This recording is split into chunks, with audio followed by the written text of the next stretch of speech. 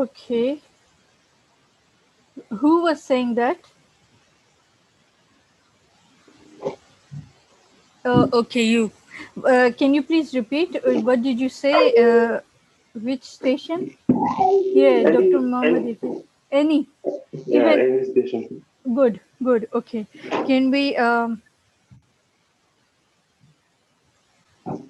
Can you even take examination station? It's okay. Okay.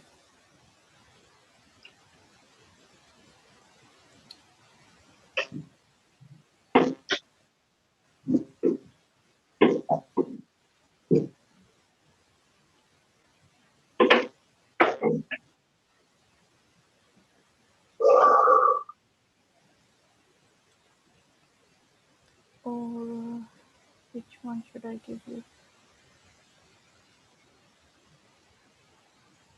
Okay, easy one.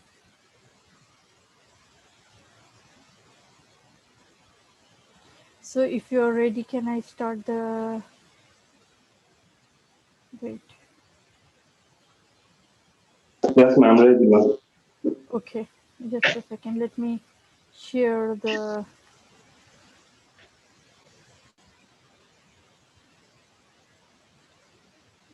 why it's showing, just a second. Yes, maybe no. Yes. Okay, I'm starting the timer.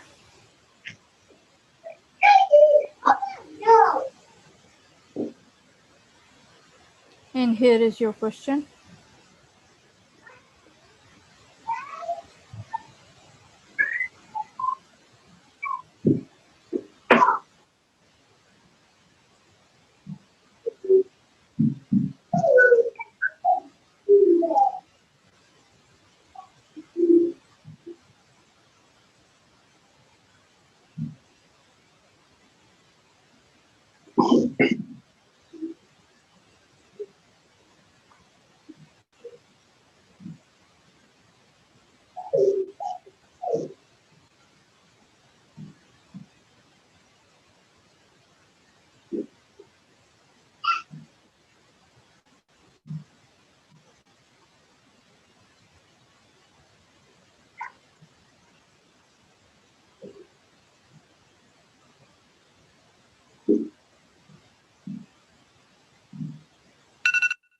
Yes, so if you have read and understood, kindly begin your examination station.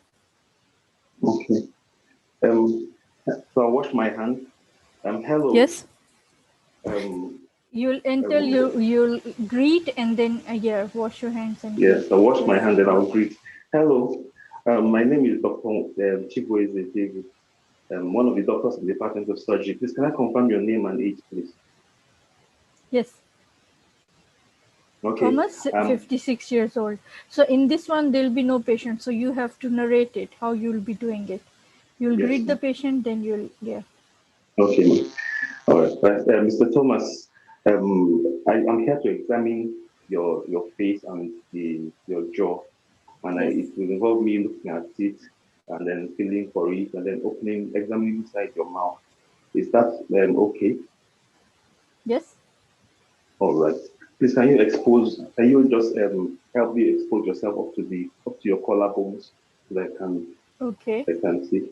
Then I'll look around for whether he has any pain medication, anything that he takes for pain or anything around. Then Mr. Thomas, please, I'm going to just look at the swelling. I'll look at the right side first, the left side first. Then I'll inspect the right side for the skin, for swelling, for the surface, for any scars, any sinuses, and then I'll also inspect the mouth. I'll ask you, Mr. Thomas, can you open your mouth, please? If you have no pain. Can you tell me all six S that you'll be inspecting? Okay, size, surface, swelling, surface, yes, swelling, scar, overlying skin, very good, very good. Okay. Yes. Then, Next. yes, then I'll ask him to, I'll also inspect the mouth for the opening of the ducts in the mouth. I expect the vestibules on both sides, the left first, which is normal side, and the right, which is also the affected side. Then I'll expect the opening of the duct, if there's any erythema or any discharge of pus or any stones visible at the tip of the ducts of the Stenosis duct opposite the second upper molar. Yes. Then Mr. Thomas, I'm going to feel for the swelling, but I'll have to move the back of your back and feel for the swelling. So I'll feel Very for the good. right, Yes. for the left side first, for temperature, then tenderness. Then I'll check for the consistency, for the edge, for the whether it sticks to the surface, to the skin, or the underlying tissue. And for the underlying tissue, I have to ask him to stretch his skin so I can move the mass over the masseter. Then Yes. then I will also check whether it's for pulsatility, and then check whether it's reducible for reducibility. Then I will transilluminate the mass. Then I'll check for lymph nodes from the subdental lymph nodes to submandibular, then the periauricular lymph nodes, and then the occipital lymph nodes. I also check for the supraclavicular lymph nodes too, and then the lymph nodes along the cervical lymph nodes too. Then I'll ask him to. I'll come to the front again. Then I'll ask for a pair of gloves so I can palpate I can manually palpate the mass from the mouth. So I'll ask him, Thomas, please can you open your mouth so I can feel for the mass while your mouth is open. So I'll palpate the left side first, which is normal. Then I'll palpate for the right. Palpate Yes. For any induration or any swelling along or any mass or stones along the pathway of the Stenosis duct. Then I will also express it to see if there's any pus coming out. Then I'll palpate I'll manually palpate the internal part of the parotid gland while his mouth is open at the vestibule. Palpate for it. Then Good. after palpation, then I'll ask him to close his mouth. Then I'll examine the branches of the facial nerve, Very which good. the temporal branch. I'll ask him to furrow his brow. That's to furrow the brow. Then for the occipital branch, I'll also check for the branch supplying the eyes, that's the orbicularis oris. Then I'll ask him to clench his eyes against resistance. Then I'll ask him to blow his mouth, Yes. blow the mouth. Yes. Then I'll try to deflate that. I'll ask him to pulse his lip, to expose the lower teeth. Then I'll ask him to clench, Yes. to grimace so that he can tense the neck, the muscle, the skin of the neck. That's for the cervical branch. Then after that, then I'll ask him to. Then I'll listen over the nerve for breathing, over the gland for breathing. Then after that, then I'll thank him. Then I'll complete my examination by examining the other. Did you remember to put gloves on and then palpate the duct? Yes, I said I'll put gloves on. I'll Yes. palpate manually from the mouth at the vestibule. Yes. Yes. Okay. Then Can you please present your case now? Yes, ma'am. I've examined a 56-year-old man who came with swelling of the right jaw. On examination, the right jaw was swollen. There was a swelling at the right jaw, which was without any scar or any sinus, and the swelling was the skin over it was normal. On palpation, it was not tender, but it was firm and not attached to the skin or underlying tissues. And then the Stenosis duct on examination of the mouth was normal without there's no discharge. What was the size of the lump? It was about 3 by 4 centimeters. Good, good. So what are your differential diagnosis of the lump? My differential diagnosis will be a benign mass like a phlegmatic adenoma. Yes. It can also be Watson's tumor. Yes. And then it can be oncocytoma. Yes. It can also be cyalolithiasis with blockage of the stenosis duct. Okay. How do you plan to manage this patient? I'll take it. Yes. Yes, I'll take a complete history and then complete examination, including examination of other salivary glands. Then I will investigate the patient. I will do a cyanogram. I will do a cyanogram. I will do an ultrasound scan of the swelling. Then, if I think it's malignant, or if it's just malignant, if there are lymph nodes involved, you may have to do you may need a CT scan of the head or MRI of the head. Yes, good. Then I will also take baseline bloods for full blood count differentials, C-reactive protein, LFTs, U and E's, and then what would be the treatment that you'll offer the patient? Yes, the treatment I offer the patient after counseling the patient may need an excision of the mass, which is a lazy after discussing it in MDT. At the end, yes, ma'am. After full investigation and discussing with MDT, yes, ma'am, and my consultant. Yes. Very good. Excellent. It was totally 100% random station for you, and you did so well. Especially when people are explaining, they forget to do the contralateral.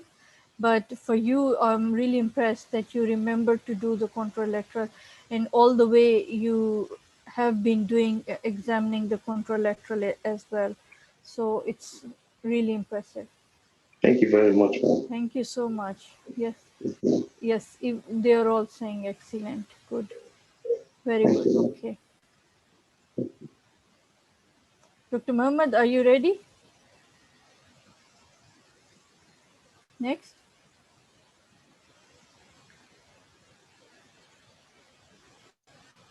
Dr. Mohammed.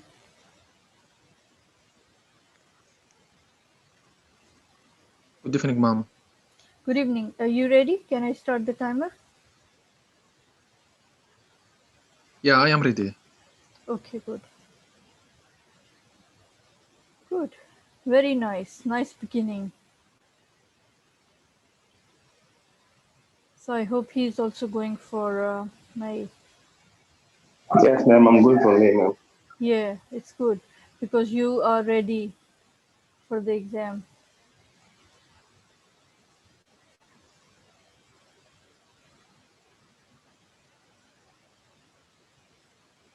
All right. I'm starting the timer. And here is your question.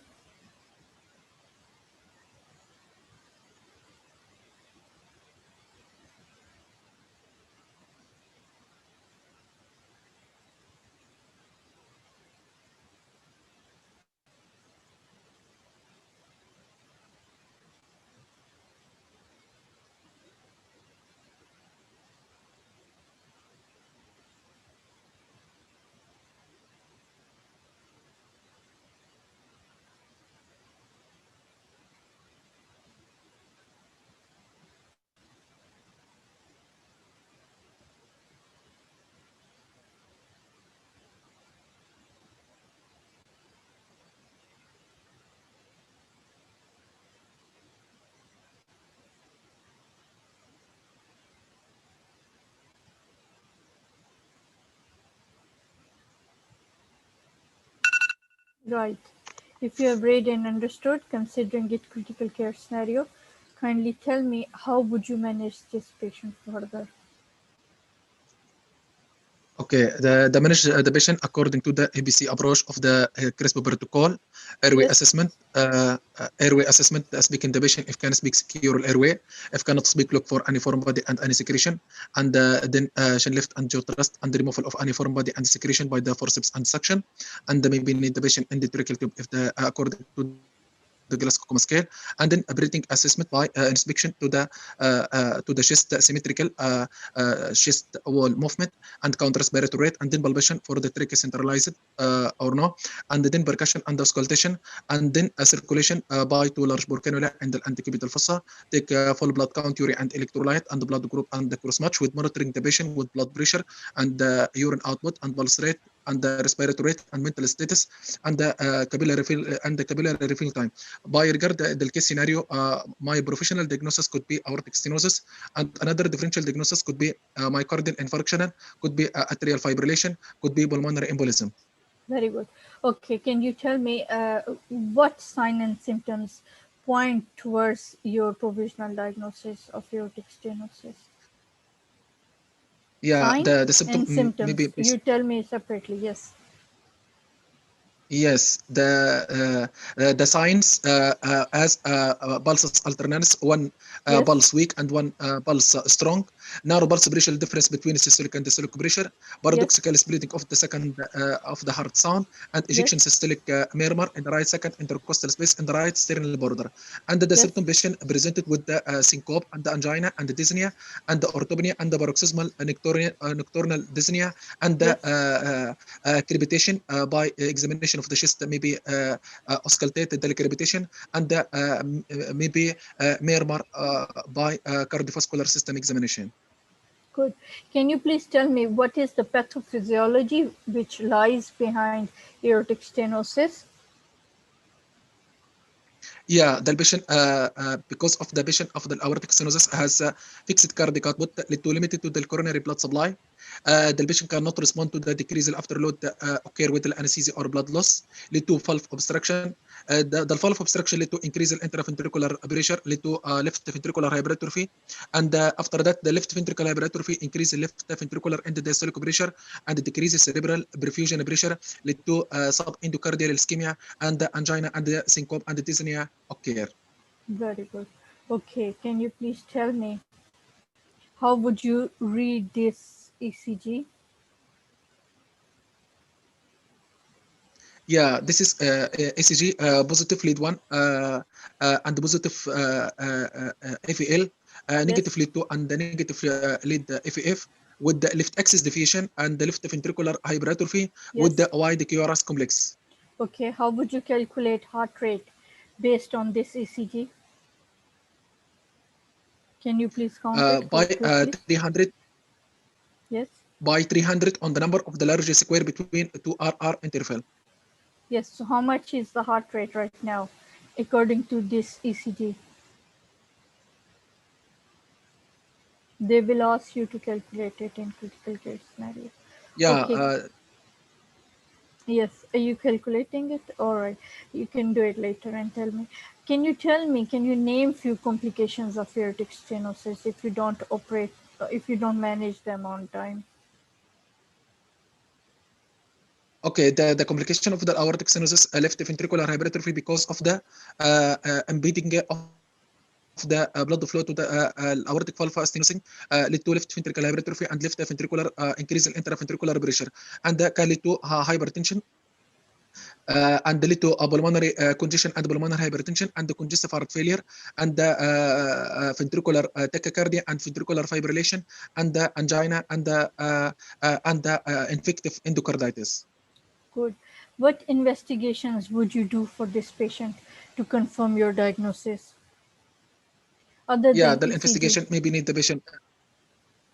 Yeah, maybe need the patient ECG and the cardiac enzyme, especially troponin, and we need the echocardiography and the transesophageal Doppler to see the ejection fracture and the motility of the valve and the ventricular dilatation and detect the anatomy of the valve and detect if any obstruction and any dilatation of the valve.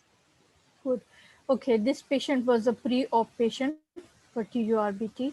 Can you please tell me, would you go ahead with the surgery in this condition for this patient?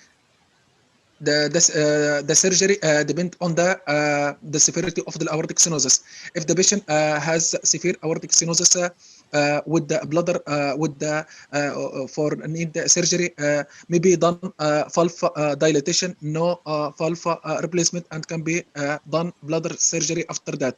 If the mild and the moderate stenosis can be done valve replacement, and after that bladder surgery as transurethral resection of the prostate. Just suppose, for the sake of managing patient has severe aortic stenosis, and you have to manage the patient, and for that you cancel or postpone patient's TURBT surgery. So what would you fear for? What are the risks for canceling this elective surgery? Yeah, risk for the risk of the metastasis of the cancer. Good. So if in that condition patient has mild or moderate aortic stenosis and you want to go ahead with the surgery, then what should you keep in your mind? Yeah, inform the consult and anesthesia and consult the Yes. operation. Call the Yes. operating theater to the consult the list and explain to the patient and discuss MDT meeting with the general surgery doctor and the anesthesia and the cardiovascular doctor. Yes. Would you or would you not consider giving antibiotic to the patient? Yeah, need Pre-operative. antibiotic. Yes. Yeah, the patient need pre-operative antibiotic prophylaxis against the infective endocarditis according to the NICE guideline. Yes. Like ampicillin 2 gram and ampicillin 2 gram every 8 hours and gentamicin 80 milligram for the 3 days. Can you please tell me what is angina on exertion? Yeah, the angina on exertion because of the aortic valve stenosis due to congenital bicuspid valve or untreated upper respiratory tract infection and old age may be lead to inflammation and the fibrosis and the calcification of the aortic valve, impede the blood flow through the aortic valve, lead to left ventricle hypertrophy. After that, the left ventricle hypertrophy lead to increase the intraventricular pressure, lead to forceful contraction of the left ventricle, cause left ventricle myocardial hypertrophy. Hypertrophy muscle need high oxygen demand with high intraventricular pressure lead to angina on exertion. Good. How would you differentiate it from syncope on exertion? Yeah, the syncope because of the two embedded the blood flow through the aortic valve because of the fibrosis and the calcification of the aortic valve lead to turbulence of the blood flow through the aortic valve during the systolic contraction, and the heart cannot increase the cardiac output, lead to decrease the perfusion of the brain, lead to syncope, Yes. and the dyspnea and the exertion. Okay, good. In the cardiac cycle, how would you what is the relationship of the blood pressure with the cardiac cycle? Yeah, this is dependent on the relationship between the pressure gradient and the time in the Yes. cardiac cycle. If increase the pressure gradient, increase the cardiac cycle. Very good. Very good. Excellent. Thank you so much. Very good. Excellent. Thank you, ma'am. Yes. Really fabulous. Excellent. Yes.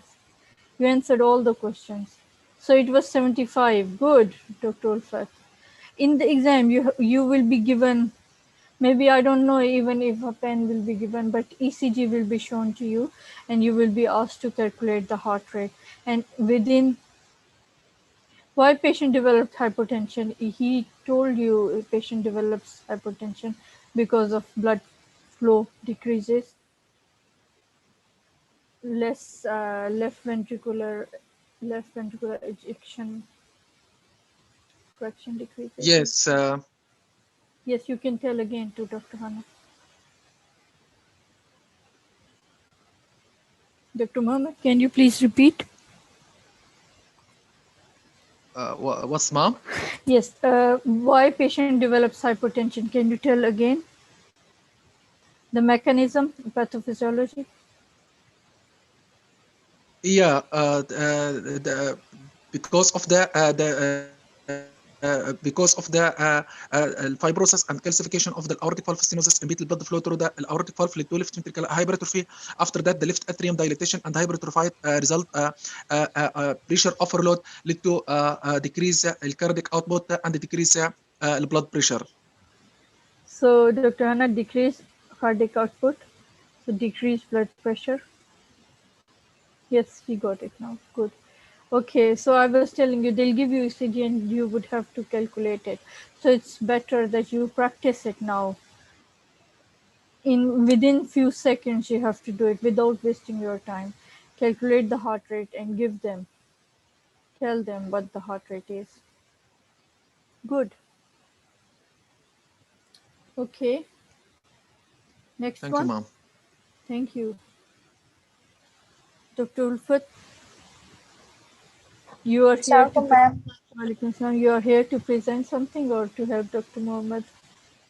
Ma'am, I can do any random history taking if you want. If I want, exam is yours. Yes, ma'am. Okay, I'll do a history taking then.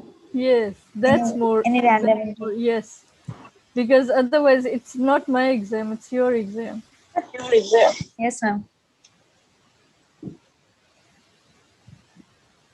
Random history taking. So Dr. Mohammed, you are going to help Dr. Ulfa today for history taking, and then she will help you for communication skills. Okay, ma'am. No problem. I am going to ask for a very easy one, so both of you can manage it. Okay, ma'am. No problem. Yes. So this way it will be your practice as well. If you are ready, can I start the timer? Yes, ma'am. So Dr. Mohammed is helping you, right?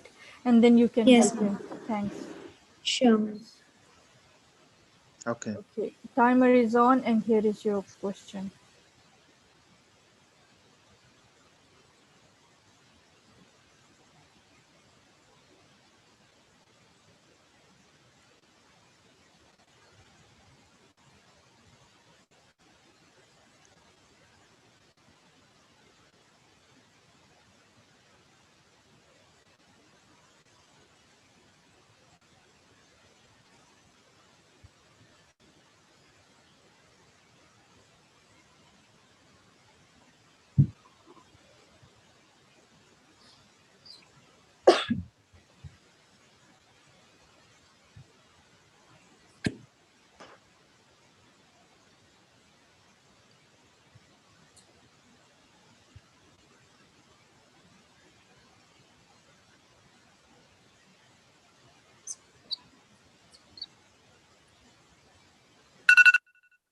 Right.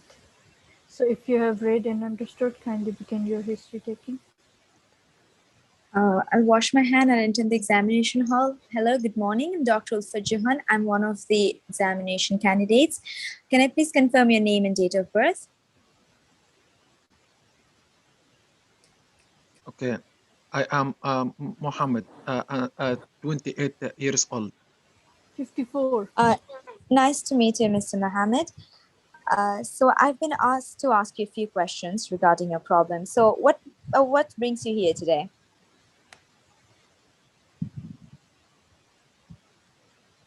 Hello? I am complain of the difficult of the swallowing for the food and the liquid diet. Oh, I'm so sorry to hear that. Mr. Mohammed, how long have you been suffering from this problem?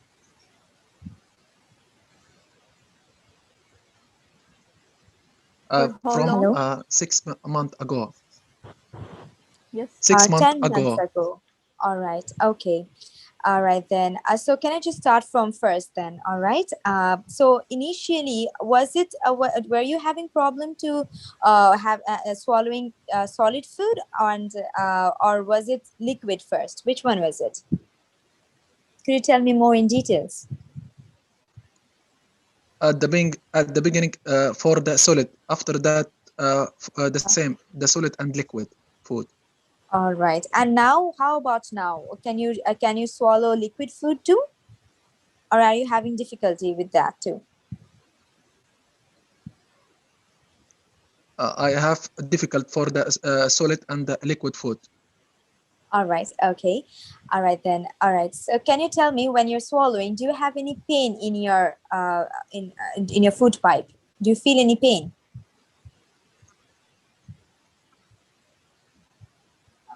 Hello? No, I have vomiting. Oh, you vomited. All right. Hello? All right. How many times did you vomit? How many times More than 3 times vomited? every day. Oh, Okay. every day more than 3 times. Okay, I'm so sorry to hear that. So can you tell me, the vomiting, what was the content of it? Was it the food that you ate, or was it just, bile? What do you think? What is it? Or was there any blood in it? The vomiting blood in color. Oh, it had blood. Okay, I'm so sorry to hear that. All right. Okay, so can you tell me, when you're swallowing, do you feel that there is acid at the back of your mouth? No, Okay, do you feel any gurgling sound or any gurgling in your food pipe when you're swallowing?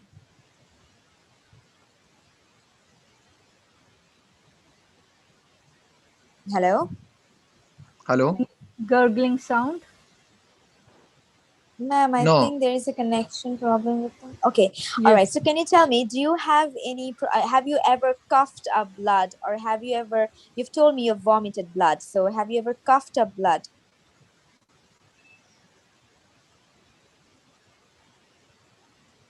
not have cough blood, just difficult in the swallowing for the solid and the liquid with vomiting blood and weight loss. And weight loss. Okay. So how long have you been having this weight loss? 8 kilogram in the last 3 months. The last year? Oh, that's quite a significant amount. I'm so sorry. All right. How about your appetite? How is it, Mr. Mohammed?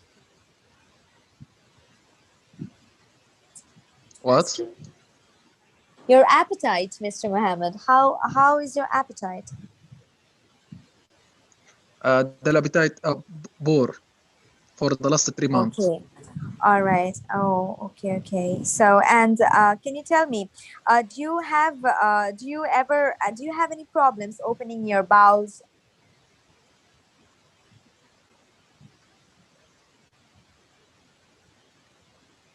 Hello.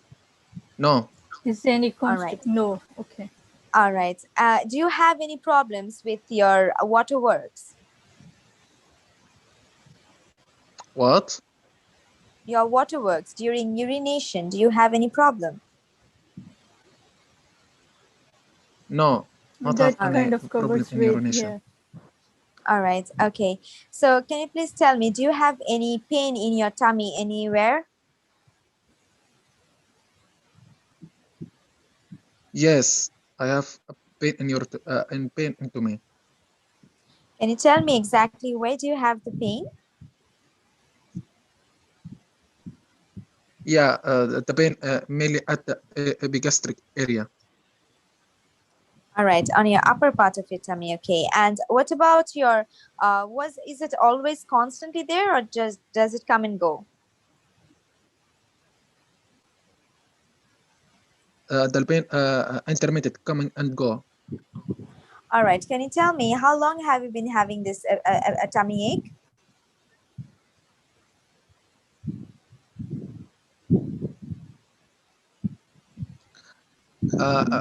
The pain from 3 weeks ago. All right. Thank you, Mr. Mohammed. All right. I will now speak to my Can you senior, and summarize your I will case now? let you know. Yes, ma'am. So I've Yes. just taken history from Mr. Mohammed, a 54-year-old man who is presented with difficulty in swallowing solid food initially, and for the past 10 months, and gradually there is difficulty in swallowing even liquid foods. The patient also complains of vomiting, and a patient complains of hematemesis about 3 times a day, been for the same duration. He also complains of abdominal pain, and they are mainly located located in the epigastric region for the past 3 months, which is intermittent in nature, and he also complains of significant weight loss of about 8 kilos in within 3 months, and also a loss of appetite. Due to lack of time, I could not ask the patient further questions, but I would like to have inquired whether the patient, and he also said that he has no problem with his bowel or waterworks, and that he does not have any problems. He does not feel any gurgling sounds, or he does not have any dyspepsia, any dyspepsia. But I would have also liked to ask him regarding his past medical and surgical history, as to whether he has had any operations done before. I would also like to inquire into his family history, and also whether he has any autoimmune problems, such as whether if there is any changes in his So as much sensation. as you have taken the history, what is your provisional diagnosis? From the informations that I have gathered from him, I understand that he could be suffering from esophageal carcinoma, but I do have some Yes. differential diagnosis. This includes that he could be having esophageal stricture, he could be having echalalia cardia, Okay. or How would you? gastroesophageal reflux Yes. How disease. would Yes, you? sir. Yes. How would you investigate to confirm your Uh, I diagnosis? I would, after history, I would do a thorough clinical examination. Then I would go for an investigation, some bloodline and some imaging. And the bloodline, I would go for a complete blood count, urea and electrolytes, an arterial blood gas, and urea and electrolyte. I would do a liver function test. I would do a serum. I do an iron profile, and I would do some and also I would do an then I would do some imaging that would be include a barium swallow, an X-ray, a chest X-ray, and abdominal X-ray, a barium swallow. I would do an What should be esophageal the gastric treatment duodenoscopy with that biopsy. you can offer? What should be the treatment that you can offer this patient? Treatment would depend upon the stage of the disease. Considering my diagnosis as Yes. esophageal carcinoma, I would this would depend upon the stage. I would discuss this case with a multidisciplinary team approach, and then depending upon the Yes. location and grade of the tumor, if it is in the upper esophagus, then I would go for an Mekions. If it is in the middle third or the lower esophagus, I would go for an Ivor Lewis procedure, accompanied with neoadjuvant or adjuvant chemotherapy and radiotherapy. Yes. And then also keeping in your mind, if it's non-resectable, And if then it you'll is, offer. Yes. yeah, I would go for palliative treatment, such as I would Yes. go for palliative stenting, or feeding jejunostomy, or palliative Very good. chemotherapy, radiotherapy. Very good. The best thing is that you yourself, before I could have told you, you mentioned that because of the constraint of the time, you couldn't complete your history taking. Yes, And that was ma'am. the best, because I realized there could have been any drug history or any past medical or surgical history, but then you couldn't even ask the concern idea in expectation. No, ma'am. I So actually could yes. not, ma'am. Yes, ma'am. Yes, but then at least you, because it was as good as being done, you mentioned it yourself. So for me, I think it's good enough. It's Thank you, pass, ma'am. because once you mention it yourself in your first instance, the first available opportunity, then you score the mark for it, because yeah, Yes, that's ma'am. what it is about. Yes, Good. ma'am. Thank you, ma'am. Thank Thank you, you, Dr. ma'am. Mohammed, and thank you, Dr. Ulfat. Thank you, Thank you, Dr. ma'am. Thank you, Mohammed. Dr. Thank you, Mohammed. ma'am. Thank you, Dr. Thanks. Mohammed. And now we are going to change the roles. Dr. All Mohammed is right, ma'am. going to be the abdominal pain. Someone is asking. Yeah, Dr. Hannah. Abdominal pain character associated with vomit, diarrhea, relieving alone, or with drug. Yeah, this question could have been asked. Yes, yes, ma'am. Yes. Good. Excellent. Yes. Okay, Dr. Mohammed, are you ready? Dr. Ulfat will help you. All right, ma'am. Dr. Mohammed? Okay, ma'am. Yes. We can do the last station.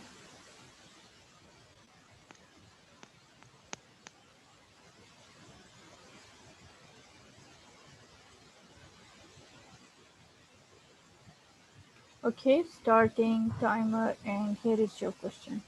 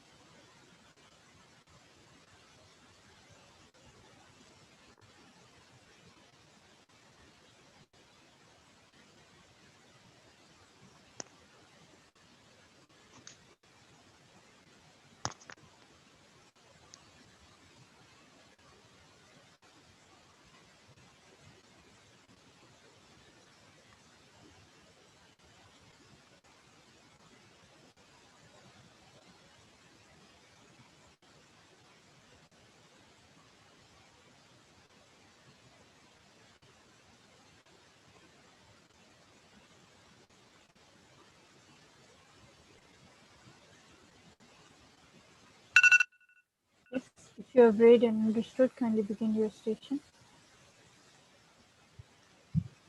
Okay, good evening, sir. Hello, I am Mohammed Al Ayan, one of the surgical doctor registrar, working for Mr. Man in X hospital. I am calling to speak Mr. David, ask a vascular consult to ask him advice about the patient with diagnosed with mild diverticulitis with acute limb ischemia. Can I check that I am speaking to Mr. David? Yes, I'm Mr. David speaking. Summarize your case, doctor. Okay. 54 years old lady admitted to the hospital, diagnosed with mild diverticulitis with acute limb ischemia by examination. ECG showing atrial fibrillation with broad preventricular complex and EPG done metabolic acidosis with hypokalemia and the arterial duplex acute limb ischemia. After assessment, according to the ABC approach of the CRISP protocol, I think the patient atrial fibrillation with mesenteric ischemia with mild diverticulitis.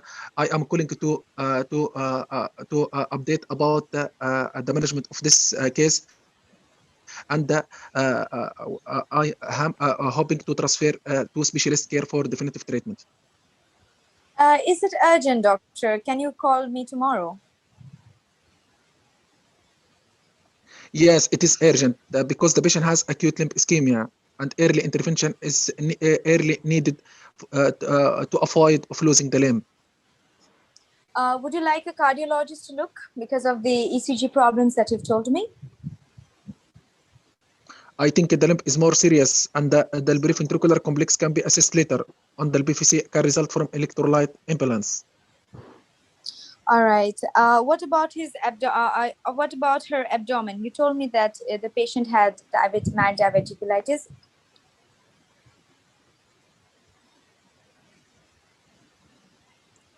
The patient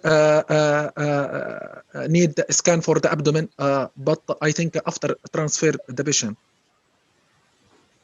All right. What do you think could have happened about her abdominal pain?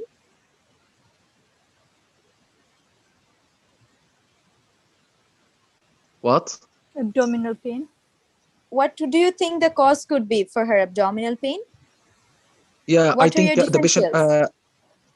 Yeah, I think my professional diagnosis patient with atrial fibrillation and the arterial duplex showing acute limb ischemia. I think the patient mesenteric ischemia. All right. Do you have any other differentials, doctor? I will do a serial abdominal examination and CT scan of the abdomen with contrast if the renal function normal. In your arterial blood gas analysis shows that the patient has metabolic acidosis with hypokalemia. Can you tell me why is there no hyperkalemia here?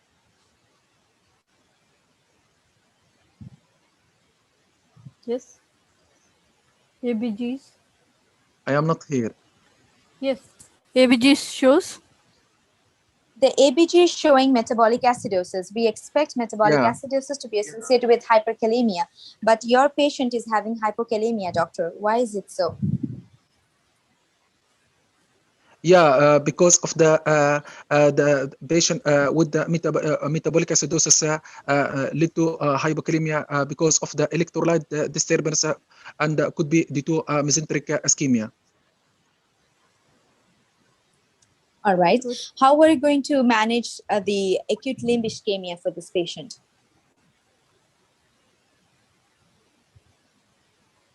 The managed patient maybe need thrombolysis and embolectomy by Fogarty catheter and bypass operation with or without fasciotomy. All right. And what are you going to do about the atrial fibrillation that you've mentioned? The manage of atrial fibrillation after transfer the patient to the ICU, start the cardioversion and the anticoagulant to complete to the way to the hospital. Can you please tell me the anticoagulation that you would like to use for this patient? Start with the bolus dose of start with the ask bolus dose of the unfractionated heparin 5,000 international unit and then 50 international unit every kilogram every hour infusion, and follow up with the EBTT monitoring between 45 to 60 seconds. All right then. Can you tell me a total management of this patient? What would you do?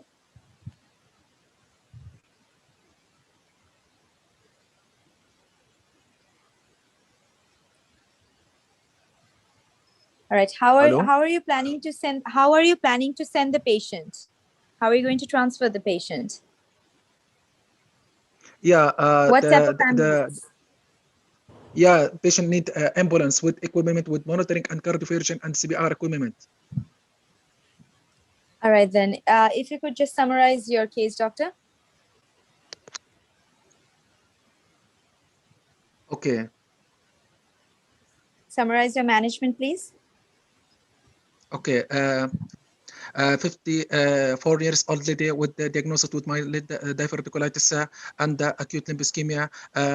On examination, patient atrial fibrillation with preventricular complex and EPG with metabolic acidosis and hypokalemia and by arterial duplex acute limb ischemia. After assessment, the patient, according to the ABC approach of the CRISP protocol, patient with the atrial fibrillation and the mild diverticulitis with the mesenteric ischemia, start resuscitation the patient with the IV fluid and put the patient on the antibiotic and manage atrial fibrillation with cardioversion and the anticoagulant as unfractionated heparin with 5,000 to the international unit every kilogram, and then 50 international unit of the heparin with monitoring EBTT, and the patient need transfer for intervention of the acute limb ischemia. Good. What are you going to tell to the patient's attendant, doctor? Good. I will tell them that. I will tell the patient has developed acute reduction of the circulation in the lower limb, maybe need urgent intervention. That's why we are going to transfer the patient to vascular consultation to intervention for acute limb ischemia. All right, then, doctor, you can send the patient over. Thank you.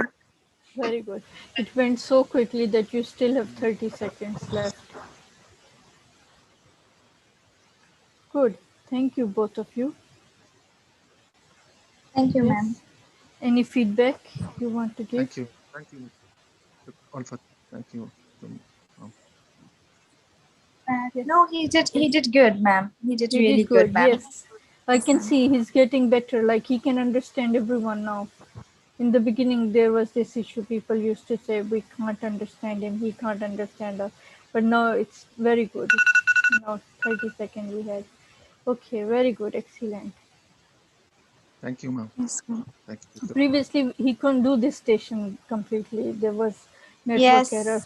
So luckily today network was good. Favorable, yes, ma'am. Yes, anyone else want to go? Try any station? Is there any other communication skill station you have, ma'am? Today I had only one, because not many members are coming, so who would help you then? Yes, ma'am. We can have we can save one for tomorrow. All right, ma'am. No problem, ma'am. She asked about Oh, differential yes. diagnosis. I forgot about mentioning this. I'm sorry. Yes, thank you, Dr. Hannah, You ma'am. answered the I was, investigation. Okay. yes, ma'am, She's, I was yeah, about to vigilant. tell you Good. that. Yes, I Yes. kept that in mind that I'm going to point it out to him, but I forgot. Dr. Mohammed, I had asked you what are your differentials, and you went to tell me regarding the further investigations. You would say, I actually wanted to hear perforated diverticulum, perforation of gas-containing hollow viscus, something like that, or Yeah. intestinal obstruction, this kind of thing. Good. Yes. Dr. Mohammed, did you read the comment? Yeah, It's good for learning. Yes. yeah. Yes. Must listen to the question. What is being asked? Sometimes the other person changes the word, like what would you say to the patient's family? Instead of saying family, you can use, like Dr. Ulfat used the word, what would you say to the attendants? So the word has been changed, but it mostly meant the same. So yeah, good.